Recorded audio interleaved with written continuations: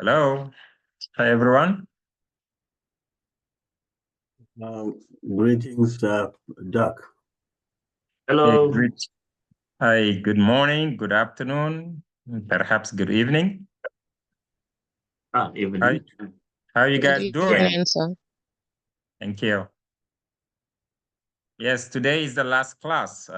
This is, I hope that it has been fun, that you did not waste your time, and that we discover not just learn about some of the concept of leadership, but you discover something about your own leadership. Because as I stated at the beginning, you are all leaders here. All we're doing is just exchanging. Today class is your class. This is the final class. I will let you ask question, clarification. If you want to make contribution, today is open. And the last half an hour, if you so desire, we can discuss the assignment. And because you are finishing a week early, you'll have the entire next week to finish your assignment. And I hope that by now, you already have started your assignment, your final assignment. Now, it looks like that your regular assignment hasn't been graded. And as you know, I did get a teaching assistant late during the school year, and it happened also to get sick. But let me reassure you, there will not be any penalty for those that are on this call. That rest assured that you will not be penalized for late submission because you've been present throughout the class and that you contributed to the class. That will count for something.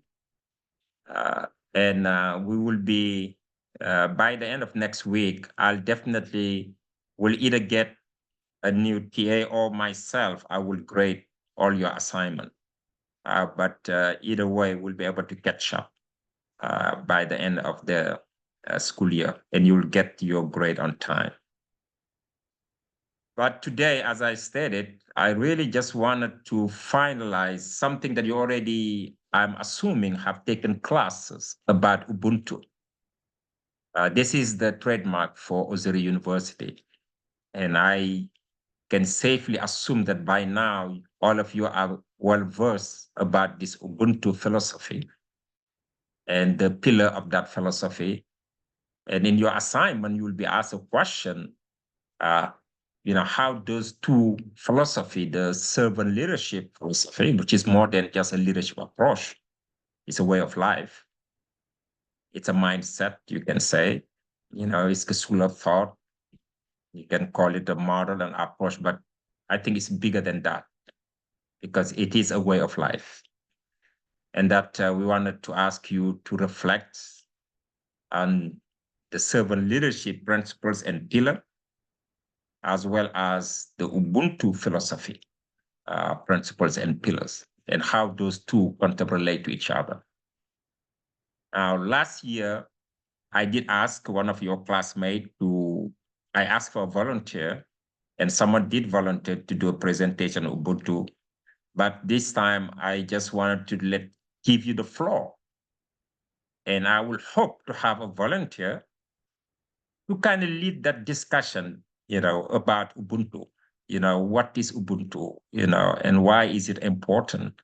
And for us, a member of the Osiri family, why it is so critical that we incorporate Ubuntu in whatever we do. I would like a volunteer today. I just want to sit and let you exchange, let you two exchange, and I will learn. I want to learn from you guys. Who will be the running it? It's going to be maybe for half an hour. We just have a conversation about Ubuntu. And then I will open the floor for your question, contribution, suggestion. And then as soon as we're done with that, we can review the final assignment. What do you think first?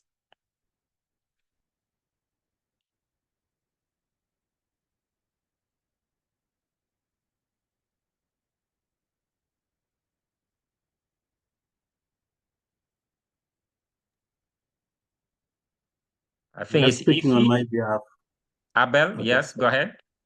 Go Yes, ahead. just speaking on my behalf. I think that's one of the most beautiful ways to end a course. Creating a platform where we can then, you know, exchange, cross-pollinate ideas, and in this case, we do it on a concept that is not new to us, I suppose, the Ubuntu. So I think that sounds okay, and I'm willing to be part of the discussion, either facilitating or Yeah, you just appointed yourself, Abel. You are our facilitator.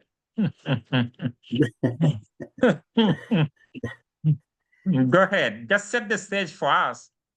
Since we are in a sustainable leadership class, just remind us about the Ubuntu philosophy and how does yes. it fit with leadership in general, and how does it correlate with the last leadership model that we studied, the servant leadership.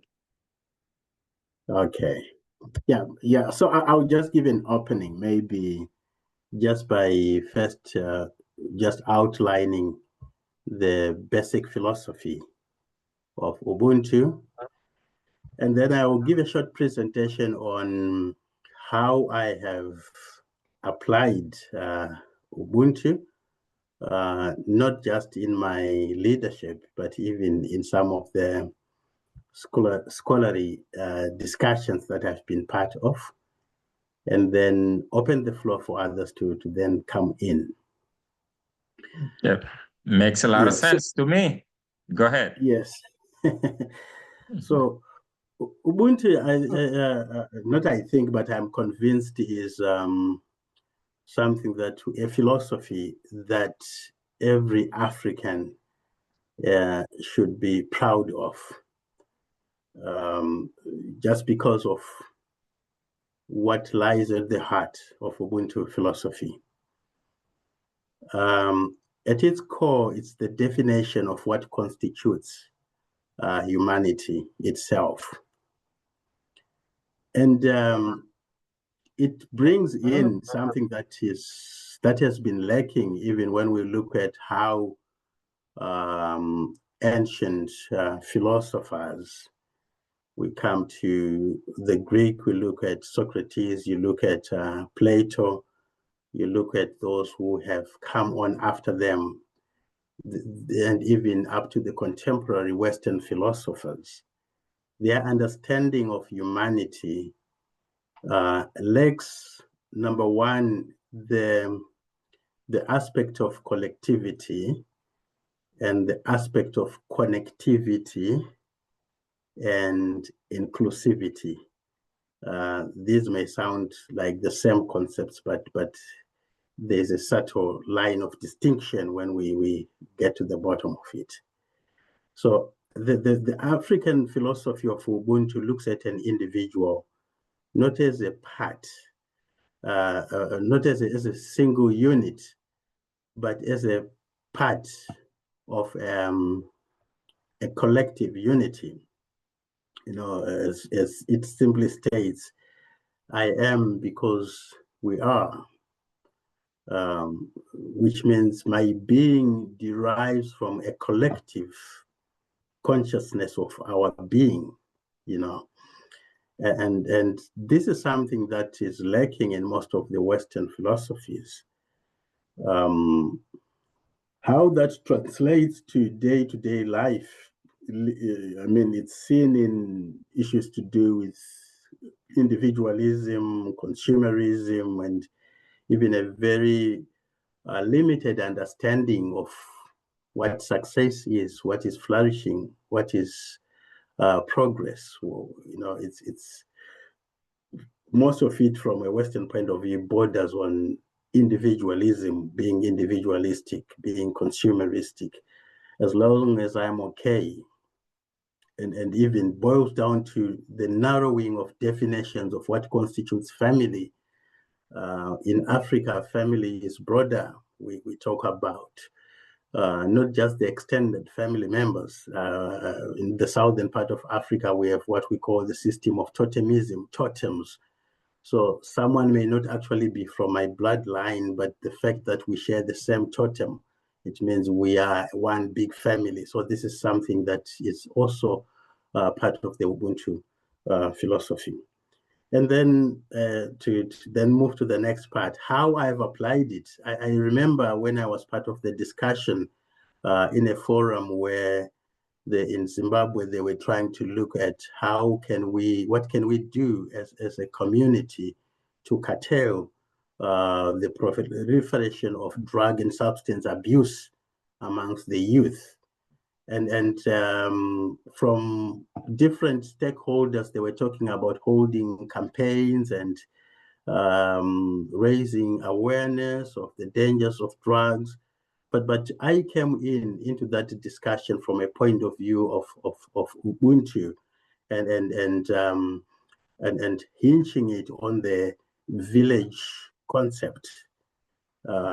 Once we understand that our societies have broken and that village concept is no longer operational, we have almost like abandoned the Ubuntu philosophy. And have embraced the Western philosophy, the Western thinking, and Western approach to problems. And I proposed that as part of our return to normalcy, we may do awareness campaigns, we may enforce strict law enforcement, but as long as we don't go back and revive the Ubuntu spirit amongst us and begin to understand ourselves as one big villages where everyone has got responsibility over one another, then we might as well just be going in circles. There's going to be movement, but no progress. And how does this relate to bring it to an end to the servant philosophy, the servant leadership that we're talking about in our last few lectures? It's part of it, because I don't see a way in which one can honestly say that I am a leader that whose leadership is anchored in the Ubuntu philosophy and not be a servant leader.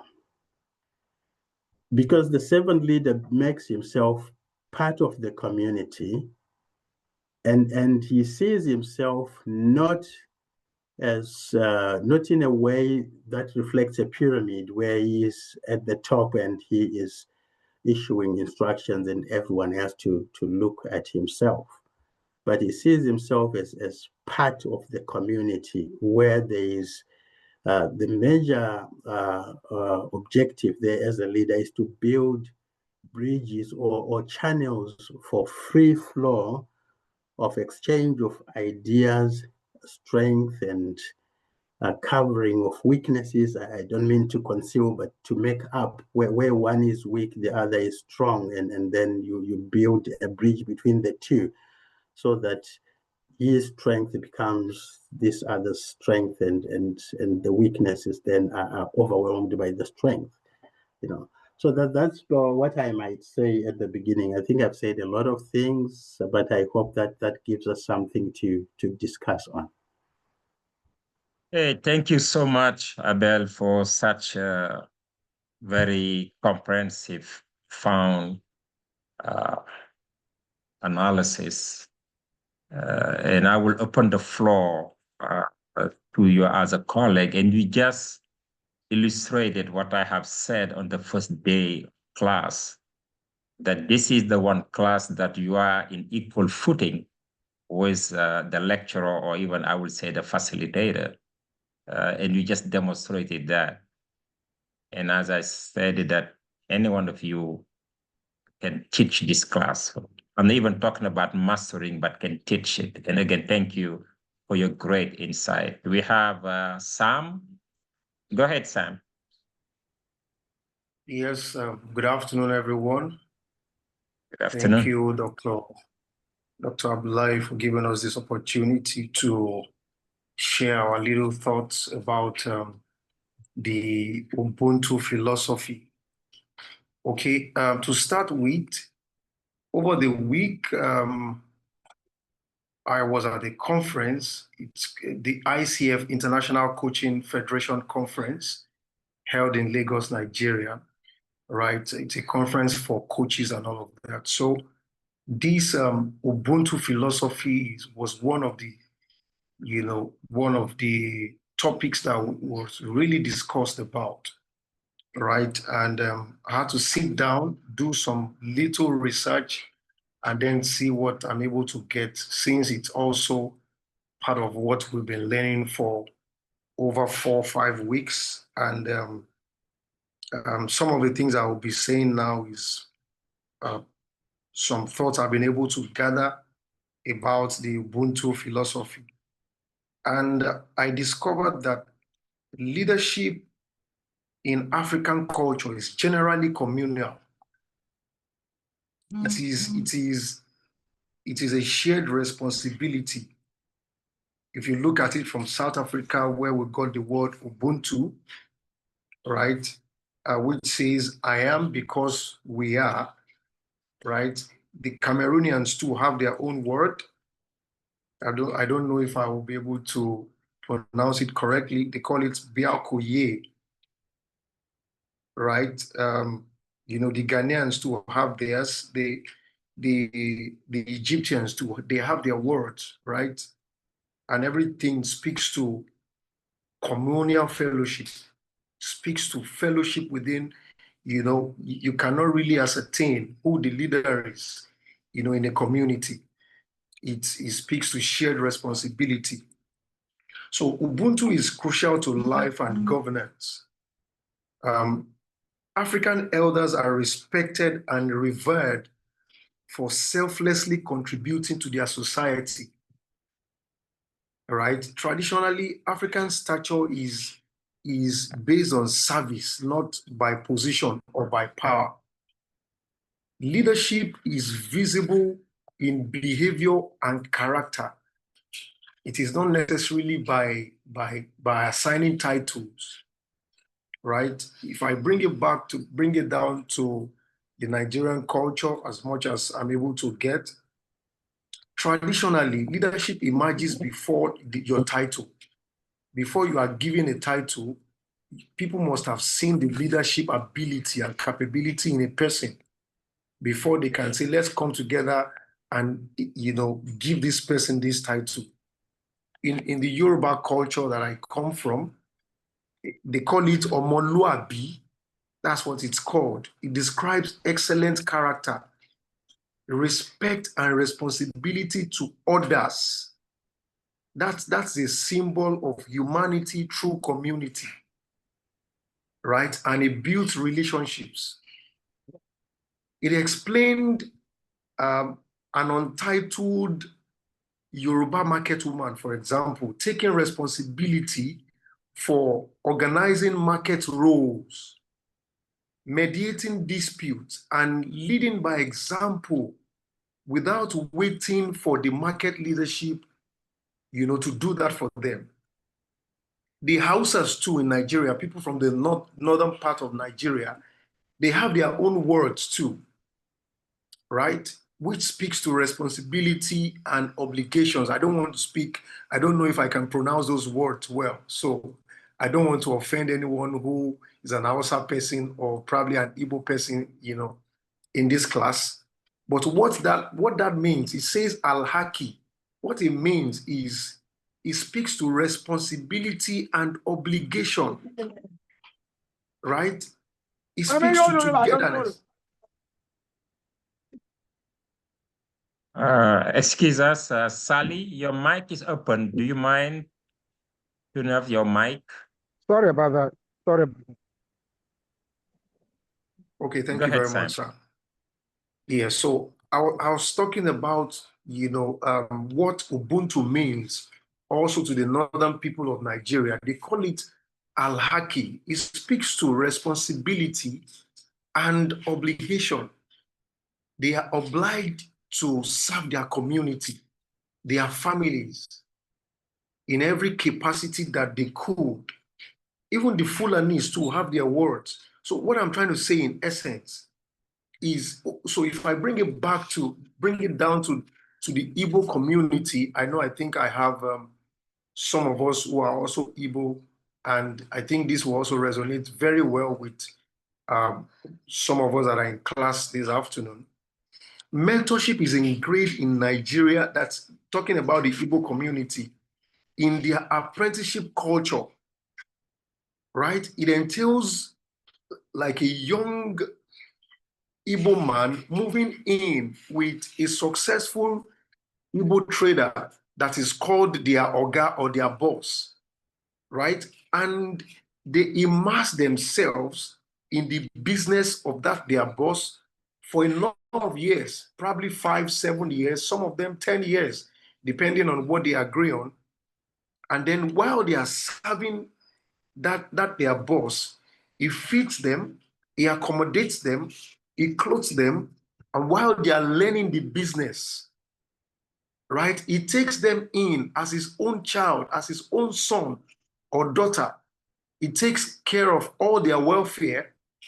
And then when it is time for them to go, he releases them, and he does not just release them alone, he releases them with millions of naira, Nigerian denomination, so that they can go and replicate the business that they have learned over the years. This I'm also taking my time to do a lot more research into, because I think universities like Osiri University, even Harvard, should, I think, would believe, I believe that we can learn from this philosophy beyond we having to speak a lot of English in English language in boardrooms about how about marketing, about finance, about all of these. These are things that are done physically every day. It's an everyday routine for these people. And I think it goes beyond we just having it, written down in books. Experiential knowledge, weighs tons more than we just having the experience by the books. And I think we should learn this from the Igbo community. All right. So, but sadly, in this day and time that we are currently, the colonial masters have turned a lot of things around. They have changed our mindset about the African philosophy that is innate for us as African people, right? They have changed these values. They have given us authority and positions that cannot be questioned, right? Initiative is now viewed as being overzealous. It speaks to we now overstepping our bounds, which has not been so. It has not been part of our culture as Africans, all right? Where we are now living in a world where you cannot speak up. It's being seen as insubordination, right? You cannot take decisions. You have to take authority from, the leader. We now live in the world of command and control, capitalism. I don't care how you feel. Just do what I'm asking you to do. You can't question people. You can't ask questions, right? We now promote compliance instead of ownership, of responsibility. That's what we're now promoting. Our systems now reward leadership with, how do I put this? Formal endorsement. We now crush it. This allows initiatives to be crushed, and then it limits innovation. That's what I think it's doing, right? Accountability and ownership are absent because people have to await others. They need to take orders from their boss at the top before they can do anything, and then it limits our innovation and every other thing you can talk about, right? People become disgruntled. I remember a time when I was in banking, And I think I was in e-business unit then.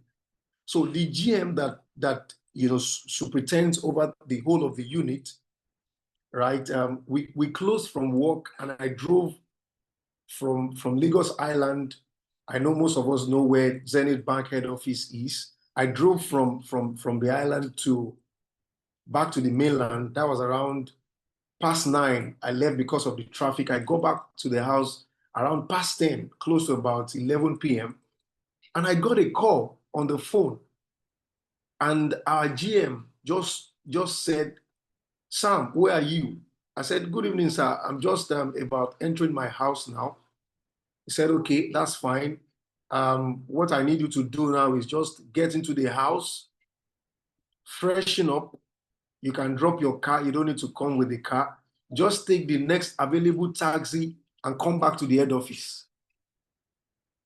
That's command and control. I couldn't ask why. I couldn't ask for the reason why I have to come back to the office after that I have closed, my work for the day. But, he's my boss. What can I do? They are the ones that determine if I'll be paid or not. I have to come back to the head office. And I had to exactly did what he asked me to do. Went into the house, told my wife, "Look, my boss just called me now, and he asked me to just freshen up and then take the next available taxi to the head office," which I did. In this day and time, imagine what the response of a Gen Z would look like. They will feel disgruntled. They wouldn't listen. They would tell you, if you want to go away with your job, you can go away with the job. I'm not going to do that. Whatever you want to do, you can do that. Right? So what I'm trying to say is that I love this Ubuntu philosophy that we're bringing back, imbibing it back into our culture, right? And I believe that we can also do more in trying to making it reach out to so many other people that we can get in touch with, so that this culture can come back, and then we can see life as shared responsibility. Accountability and ownership should be everybody's responsibility, not seeing it as a command and control kind of thing, like I've said before. And for organizations, I think that, we must come to realize that these are our most strategic, but yet unappreciated assets. If we can, imbibe this culture of Ubuntu into our organizations, right, into our families, into the teams that we lead, just name it, right? You would see that people will begin to own up, to their responsibilities, switch from controlling results to supporting strategic assets as much as possible. So I don't want to take, most of our time, so that every other person that has one or two thoughts to share can also share their thoughts. So I believe that with this little I've been able to share, we're able to get something from it. Thank you so much, sir. Thank you, Sam, for your insight. And I think that along the same line that Abel stated, the importance in today's, just in general life, and that, just taking care of our community, understanding our interconnectedness and our interdependencies, understanding the other term said that I am because we are, but to help us kind of balance it out with some of the Western philosophy. And actually, if you look at also the Asian philosophy, like Confucius, they are very similar, to the Ubuntu principle. That's what makes us always say that these Ubuntu principles are universal.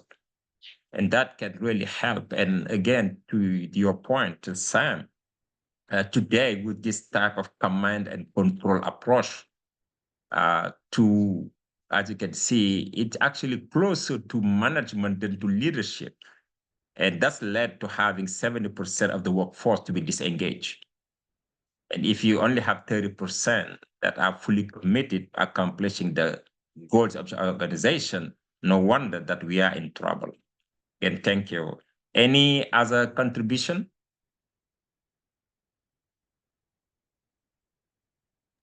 The floor is open. Anyone that want to share, go ahead, Aji, Dairo. Okay, yeah. Good evening, all. Good evening. Yeah, I think some have highlighted actually most of the points, but maybe just to add, for me, I'm living in Nigeria, specifically northern Nigeria, and this is actually how we grow actually in an extended family, where you will find like there is some extent that someone will be even close to maybe to his aunt or someone than close to his mother, because of the way that the family was being organized. And there is a lot of things here that which is already embedded in our culture. That's part of the Ubuntu philosophy. For example, there is this kind of contributions that people are doing. Either for wedding, either for any disaster happens, or things like this. And then also in an area, you'll find an area where a child, there is one saying that I saying that a child is not for only one person. So, like for example, if you are a kid, it's not only you are a kid, but for the society, but for all the community. So if you do wrong, then the community will ensure that they correct it. And then also if he do good, it's also a applause to the community. So there is this kind of culture already embedded in our day-to-day life. Also part of it, there is one saying that one person cannot do transactions. So normally, no matter what you do in your life, you need someone, and that someone has no limitation. It doesn't supposed to be maybe your close family, close allies. It's supposed to be community, because if one person has been succeeded in a small community, it is the whole community that will benefit, not only the immediate family. So there is this kind of culture embedded in our day-to-day life. But however, I have started seeing a lot of changes. Now capitalism have started consuming a lot of people. People now have started seeing that them and their family are the only one that they are responsible to. So this actually have started changing the whole narrative of how we grow, because the way that we grew is shows like for example, my neighbor actually can correct me, can discipline me to some extent. But now it is very limited, and even the engagement between communities and families and immediate people living in the same area, it's like not like before. Now people are more focused only on their families now. Like the lives that actually we are seeing somewhere else it is now transitioning into our communities. But however, there was some kind of associations that actually now people are forming community awareness sections to try to see how you can carry people along, try to see how you can fund a community school program, how you can like support the families that doesn't have maybe 3 square meals in a day to support them, things like this, and then how you can come collectively to ensure that you do. There's one thing they call Gaia, which actually you will have a lot of people will go to the this particular farm to farm today, and they finish it today, and then also they go to the other one. So that if I'm alone to do it, it will take me like a week or 2 weeks. But if we do it in a group, we can finish it in a day, maybe a group of 5 or 6 people. So like in 5 to 6 days, I can finish what actually I'm supposed to do in a whole week, in a whole 2 weeks. So there is this kind of still this kind of engagement, but there are this community engagement and then community awareness sections that people are doing, are trying to revive that culture that we already have in our society. Yeah, that's the few that I wanted to ask. Thank you. Thank you, Aji. I appreciate. Any other comment? As you can see, we are all heading in the same. I see that Sam has raised your hand, but Sam, 1 minute. Since you have spoken, let me see if there's any other contribution. If not, you can speak. All right. Is there anyone that want to comment that have not said anything?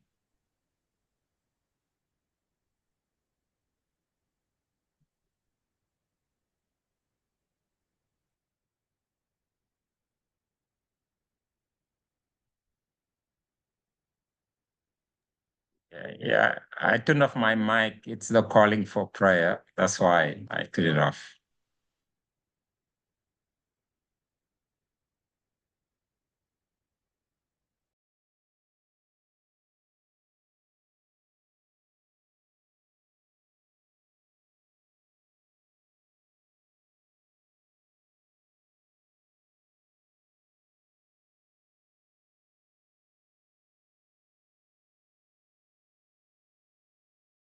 If anyone, if you don't have any more contributions, Sam, go ahead. Okay, thank you, sir. I just wanted to chip in something very little. Still talking about the Ubuntu philosophy that is an innate culture, for we Africans most especially. It also, it reflects in our music, right? I love music, and I listen to African music so much, even beyond the borders of Nigeria. For example, I listen to Richard Bonar from Cameroon. I listen to Salif Keita, a number of African musicians. And I thought you're gonna start with Youssou N'Dour from Senegal. I'm offended. Yes, sir. I thought you were gonna start with Senegal. I'm just kidding. I was going to mention his name too. Yeah. So these are African musical legends that, when you listen to their songs, if you listen to the tone of their voice, right, the rhythms of the music that they play, everything comes together talking about the African Ubuntu philosophy. They can just pick up the guitar and then begin to sing about their community. They could speak about their mother, speak about, their experiences while they are growing up and all of that. All of these things speaks to, we having this innate native intelligence about the Ubuntu philosophy. So, and I think that it shouldn't end on this generation. Rather, we should accept it and then transfer it over to the coming generation. So that was just what I thought to share about the Ubuntu philosophy. Thank you so much. It's a great illustration of, again, the importance, we talked about emotional intent, but the importance of cultural intelligence, as you just mentioned throughout music. Go ahead, Abel. I'd like to make a comment on something that you said, Doug, and that we have also discussed in the previous sessions on employee engagement in the workplace. There was a time when I worked with a private company in terms of workplace wellness. And their approach at the beginning was just they needed someone who would come with a string of activities that would entertain people in the workplace, just weekly activities. But at the end, gratefully, they allowed me to bring in the concept of Ubuntu, because I said we need to redefine the workplace if we want to take care of the people that work for us. And that redefinition of the workplace is to move from the workplace from being a place of profit or just product where you squeeze productivity out of your employees to a community, because they spend at least 9 hours in that place. And if at all their homes have just become B&Bs, bed and breakfast, and then they go back to work and they consume 2/3 of their meals in that place. So it has to be more than just an office. It has to be a community where people grow beyond seeing each other as fellow workers to being a community, fellow brothers and sisters. And that kills the spirit of competition that can be so draining, comparison, non-cooperative, with one another and begin to carry each other along. And we used the story of one ethno-philosopher who went to Africa, who wanted to understand the Ubuntu philosophy. He did a practical experiment where he gathered children from a village and he filled a basket with sweets and all sorts of goodies. And then he put it at a distance and he said to them, whoever runs faster than everyone and reaches this basket first will get all the sweets. And they started running, and halfway into the race, the one who was leading stopped. He waited for others, and when they all came together, they held hands and they started walking together towards the basket full of sweets. And when they reached there, they started sharing the sweets. And for him, that was Ubuntu. There's no competition. There's no winner. There's no loser. We all wait for one another. We hold hands and we share what's there. And this is what we need, even as leaders in the present, as leaders in the future. There's work that needs to be done in Africa. We talk about decolonizing Africa.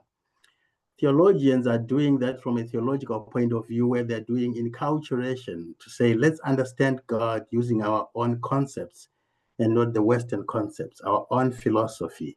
And the same needs to be done even within the academia, where we revive the indigenous knowledge systems and we recapture the wisdom that is buried there. And then we look at the community structures that were part of colonial systems, and we need to without neglecting them, because there's something good there, but we also need to revive our own, those that were in existence before the colonial system established itself.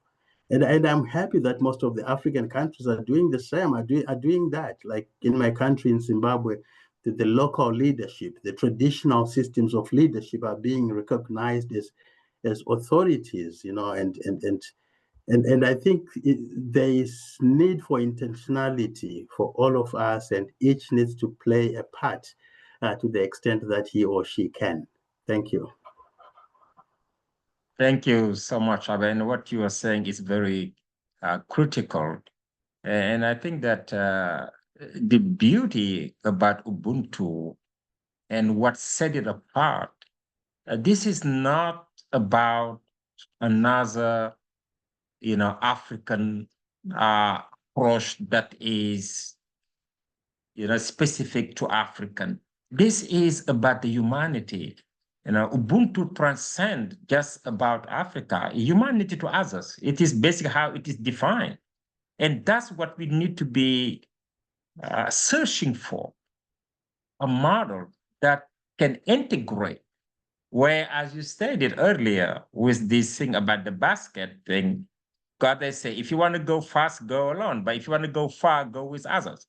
And the same thing will apply.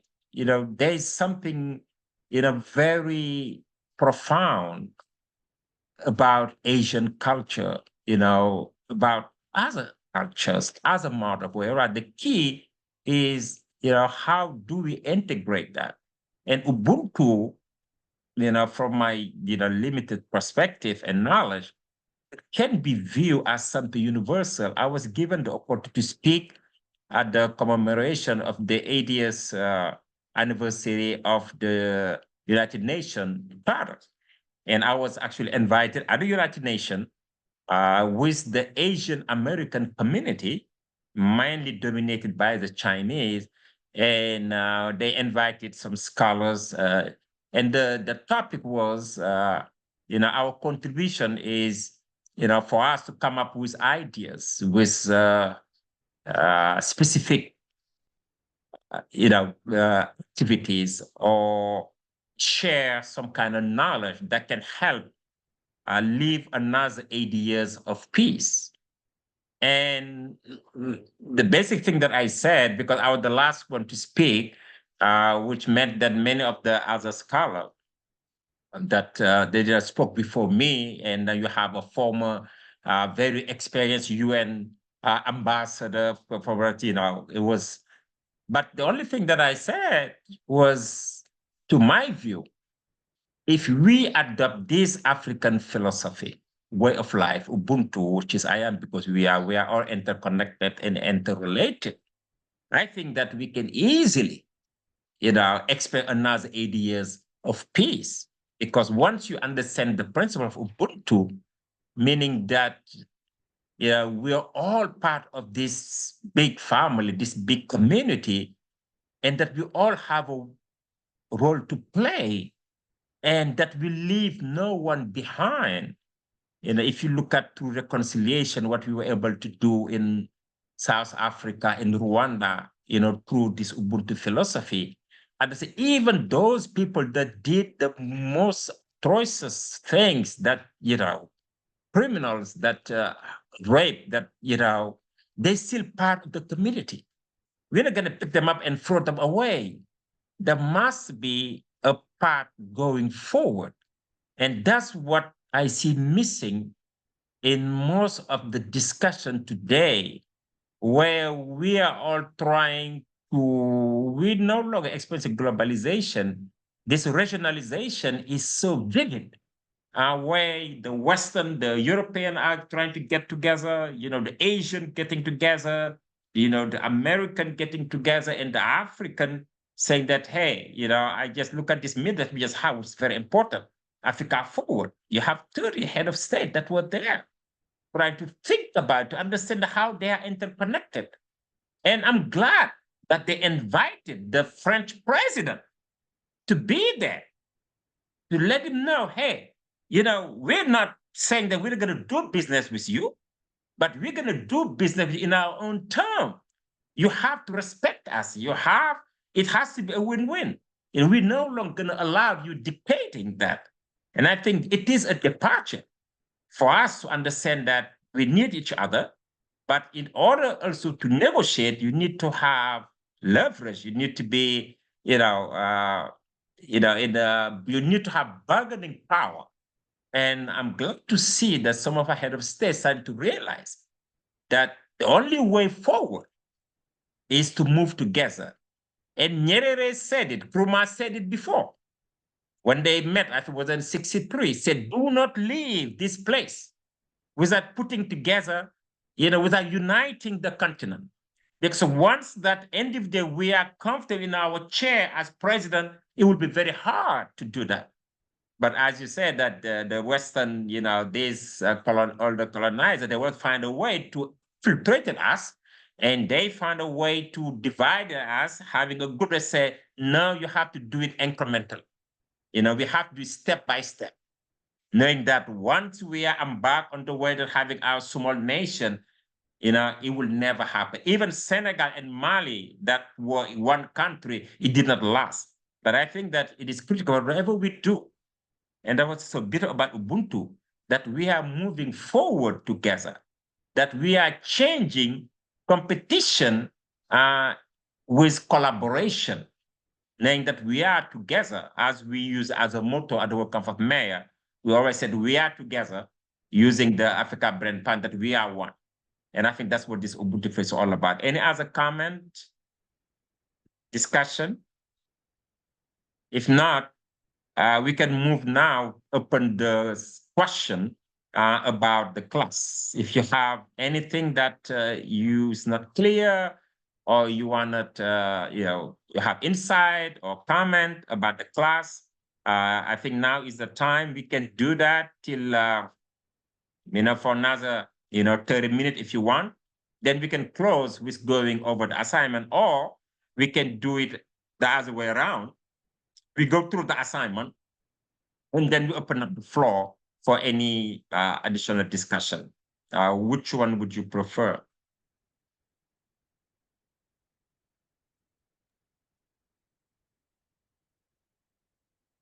I'd prefer starting with the assignments, discussing the assignments. Okay. All right. You have one for the assignment.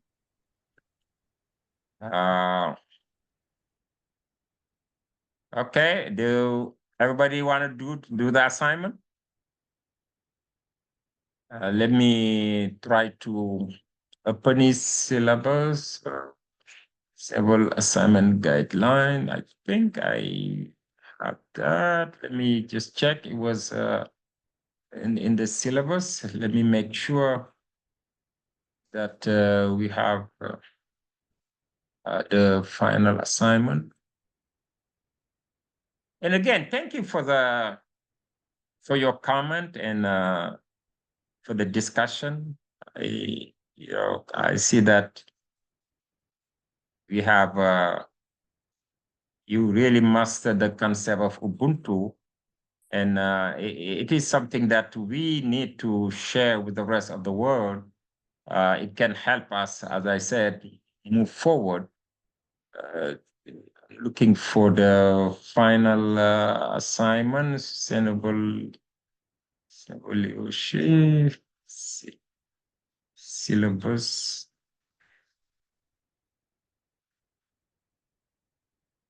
I think it is in the classroom. Let me see. It's in the classroom under week 7, I think. Yes, it is under actually, the material. No, I just actually, for some reason, I closed my computer, but I had it open. I was just looking. I just looked at sustainable leadership. It was under the.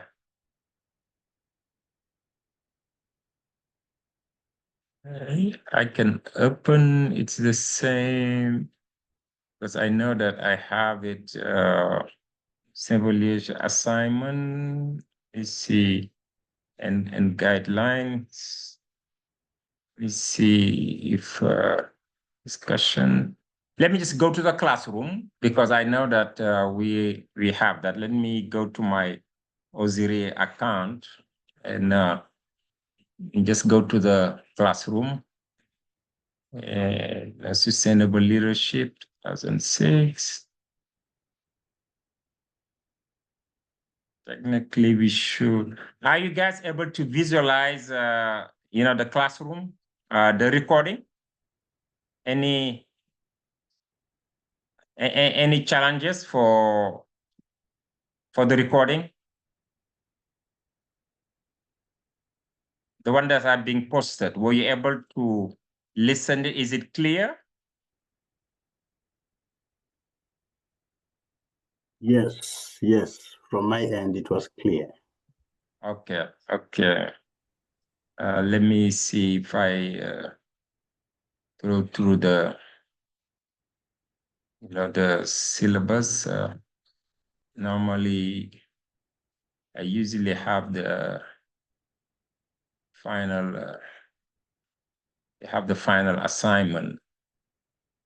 Okay.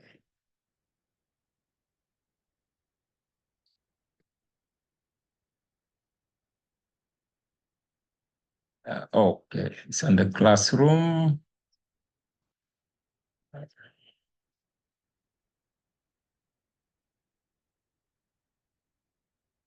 Okay, yes. All right.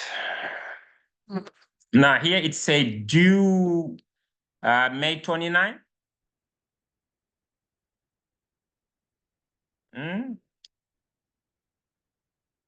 Do you all agree that it is due on May 29?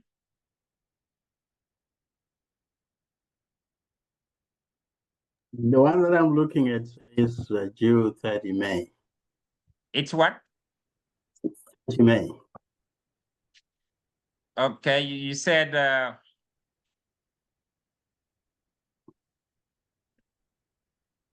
what did you say? You say it is due when? 30 May. On the Okay, 30th. okay. No.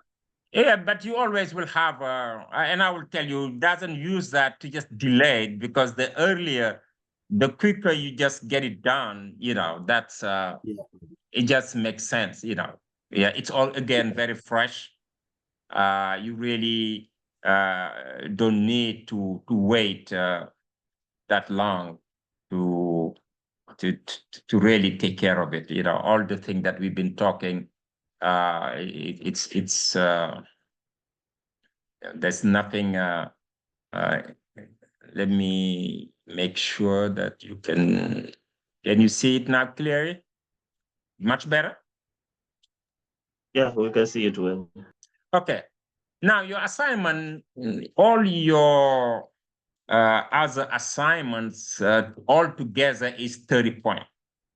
That means, even if I saw that there were very limited group that been participating, you can, it's a gamble, but I would not do that because the key for learning is just the exchange.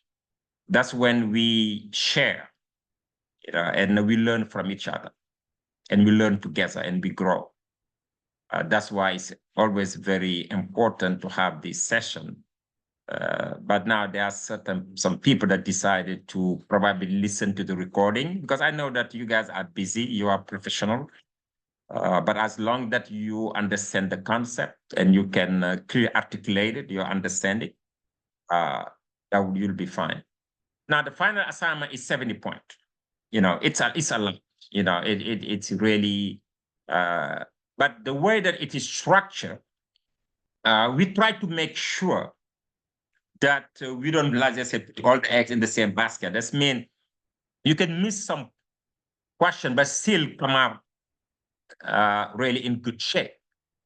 But the one thing that I will tell you, do not rush the first question. It is 40 points. What is say? We want to select a leader.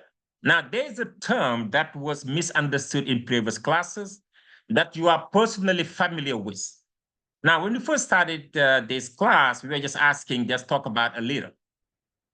But then I added which one you are personally familiar with. Meaning, you're going to tell me about Nelson Mandela. I will say that, how are you personally familiar with Nelson Mandela? Personally. Do you see my point? Because I still have people that, talked about Christ or talked about the Prophet Muhammad, Now, you can be, unless you do some out of body experience, you said, I was with Christ. I wish I would never deny, but for me, it's very hard to accept that in this assignment, because personally that you were able to interact. And the reason the word personally family with is critical. Here, I don't want you to go and Google or use AI to just come up with a leader, ask the question, and they will give you the question. This is something I want you to reflect. Of course, at this level, you guys are here because you want to learn and grow. I will give you the benefit of that, but I wanted to make it more personal, where it is through your observation of that leader, and you look at through all the lenses for all the model and theory we have watched, and you try to analyze. And here I said, analyze their leadership style using 8 models. Discuss. You can pick one, but you can pick those 8 models. But what I will urge you is to look at the classical, make sure that you take one that has to do with the threat approach to leadership, at least one that has to do with the behavior approach to leadership, at least one that have to do with the contingency approach to leadership. Then you can add all the other. I will encourage you to use, you have the transactional, you have transformational, authentic, ethical, share, and servant leadership. I give you these, including this, meaning if you have the transactional, transformational, authentic, ethical, share, and servant, you already have 2, you have 6. And then all you need to do, find one that has to do with the personality approach and one that has to do with the behavior. And you have your 8 model. Does it make sense? Question, comment?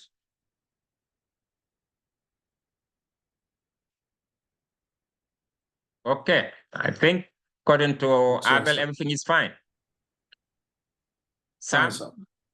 Okay, clear.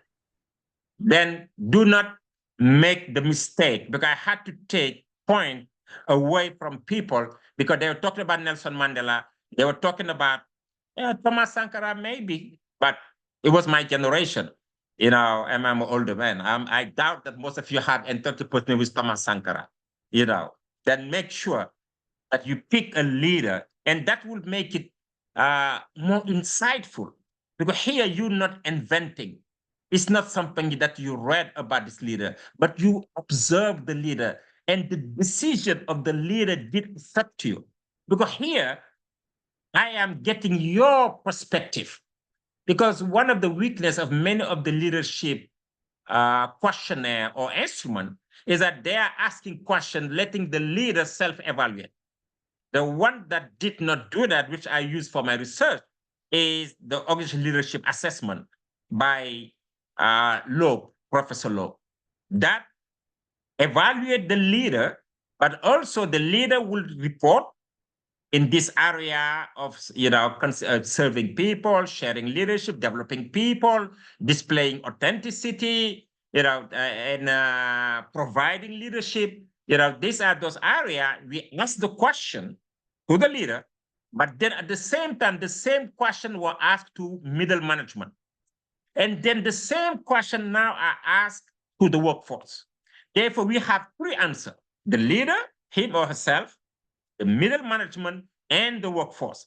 And then we said the way that we use this tool is that we see what the leader is saying and what the manager, but we will only take into consideration what the workforce are saying about their leader. But then the tool allows us to see the gap between what the leader thinks, that how is it, which asks the question to the leader, are you developing people? He's going to say, oh, absolutely.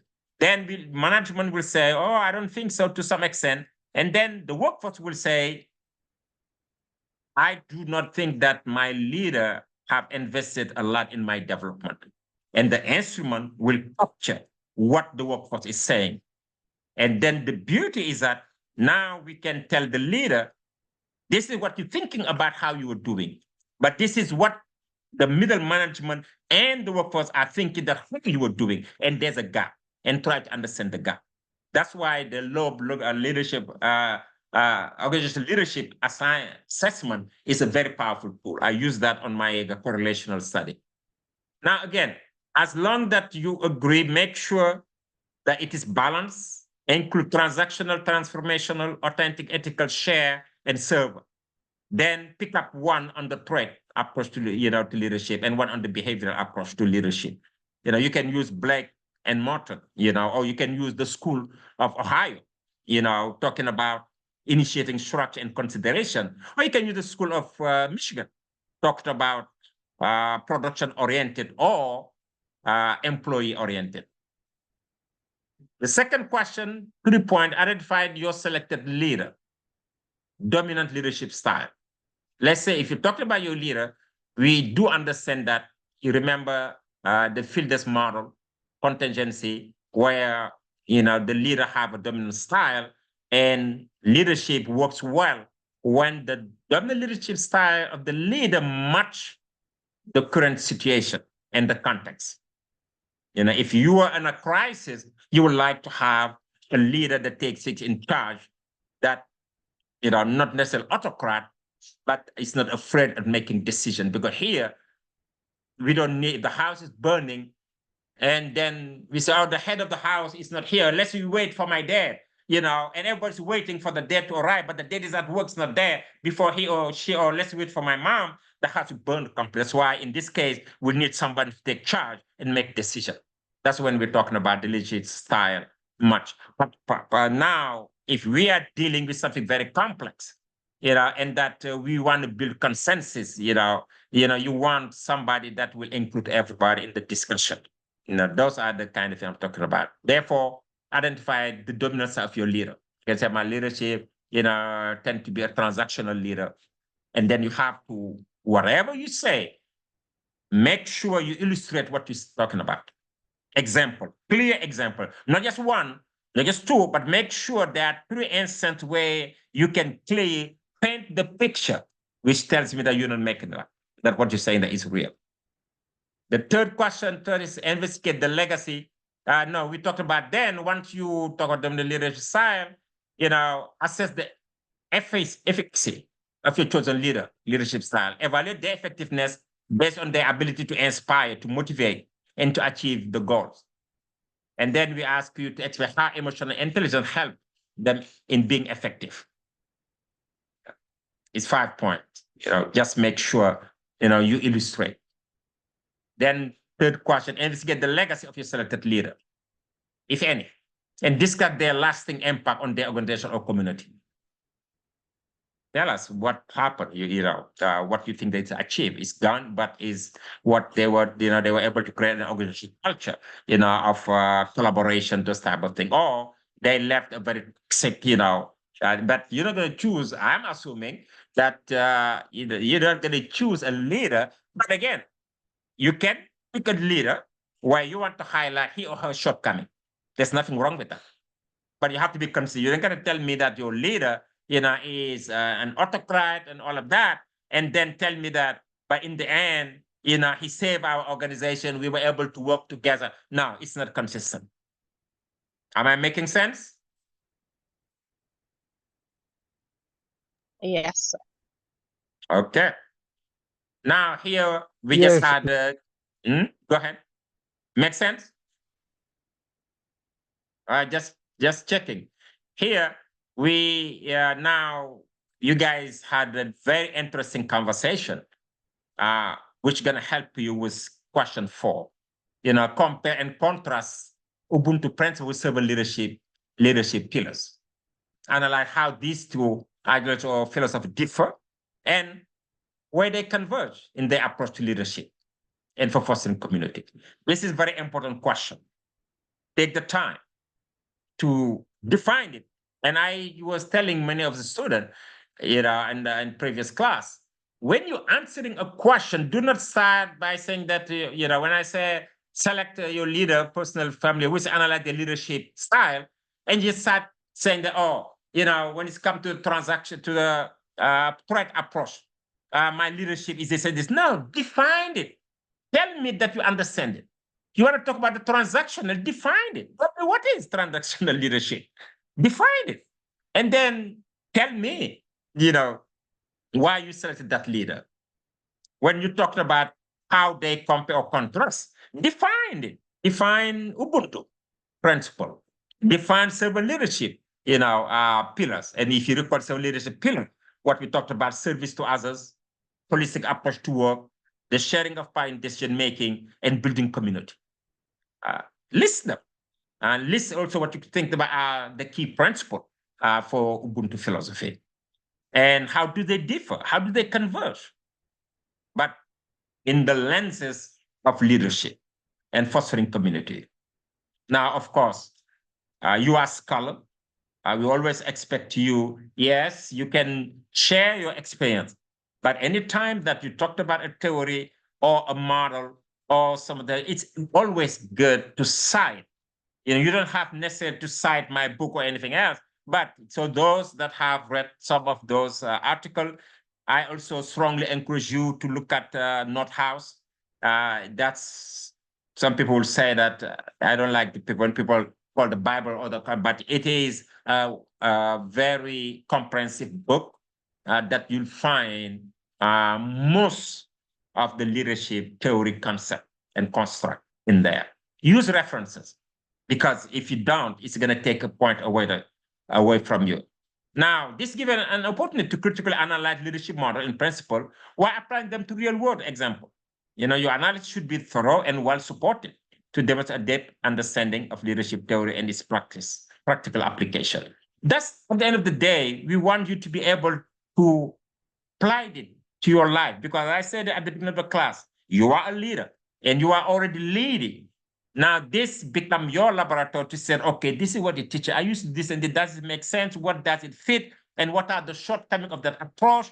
Okay, maybe that's why I was not very impactful. Then, as I said, you were making a meal, you were making a drink. Why do I need to adjust it? Knowing that you need, to have your followers or your collaborator can have different belief, different background, different generation, cultural differences. All those things has to be taken into consideration. And when we talk about leading, it's about influence. It does not only mean that you only lead your fellow. You can lead your leader. You can lead your peer, but naturally, you are in a better position to lead, your follower. But you can influence anyone. And, refer to the syllabus, what it comes to excellent. Well, if you have any question, I think that's it for the assignment. Any question regarding the assignment? Now, one thing that I will insist, minimize, AI is very smart. We use it for our research. But in this case, we ask you a leader that you are personally familiar. Your current boss that you're going to be describing. And now, it doesn't mean that it has to be outside your mother. I have people that use their mother as their leader, or their father, or their brother, or their neighbor. Remember, it's very, a leader, somebody that you see as a leader, that you are personally familiar. Now, you can talk about your boss. Absolutely, there's nothing wrong with that. But you got to make sure that if you do an assignment about your boss, you better make sure that you paid it. That's why I said, talk about your former boss. Therefore, your current boss, you're not going to get in trouble with your current boss if you're going to say something, objective. Because being objective sometimes can be perceived as being negative about talking about negative about someone else. But as you can see, it is well balanced. This is designed to allow you to do well.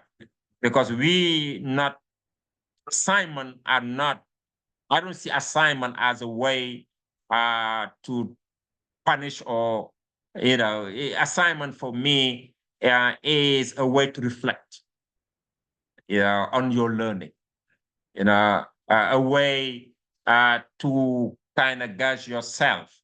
That's all it is. It's a way to practice what you're learning. Because remember when we talked about these two types of knowledge, the explicit knowledge, which is out there, you can get it in books, in Google or any other search engine. But then you have the tacit knowledge, which only reveals itself when you apply it. Once you are starting to apply your learning to your everyday life, then you start to uncover and hopefully, to unleash your full potential.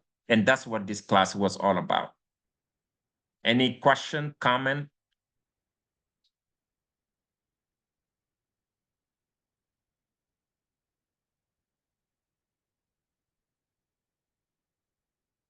If none, I will say best of luck.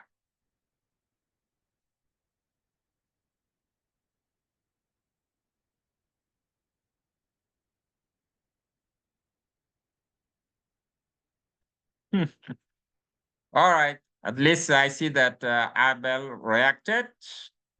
IG reacted, Abel, okay. If you don't want to say anything, you can react, by a sign. Then I'll know that you heard me.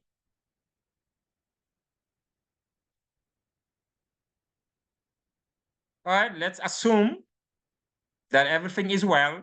Thank you, Sam. And that you'll do also very well on your assignment. You have my contact information.